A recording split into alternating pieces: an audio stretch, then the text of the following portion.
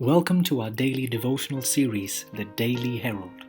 I pray that these messages will come to you as an encouragement and a reminder to be heralds of the Lord daily. God bless you. John the Baptist's example. December 2. There was a man sent from God whose name was John. John 1:6. The birth of John the Baptist had been foretold by prophets, and an angel was sent to notify Zacharias of the event. The heavenly messenger expressly enjoined upon the father to bring up the child with strictly temperate habits. John did not feel strong enough to stand the great pressure of temptation he would meet in mingling with the society.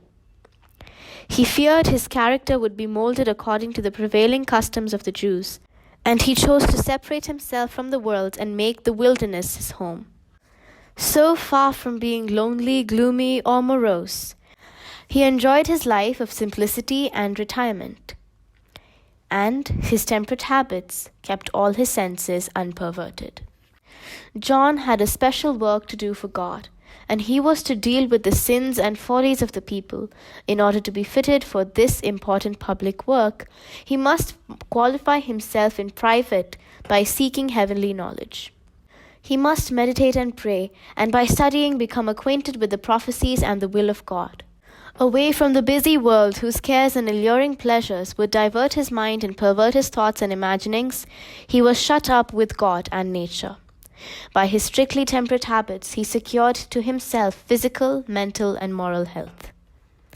John accustomed himself to privations and hardships, that he might be able to stand among the people as unmoved by circumstances as the rocks and mountains of the wilderness that had surrounded him for 30 years. A great work was before him, and it was necessary that he should form a character that would not be swerved from right and duty by any surrounding influence. John was an example to people in these last days, to whom have been committed important and solemn truths. God would have them temperate in all things. He would have them see the necessity for the denial of appetite, for keeping their passions under the control of reason. This is necessary that they may have mental strength and clearness to discern between right and wrong, between truth and error. There is a work for everyone to do in the vineyard of the Lord, and he would have them fit themselves to act a useful part.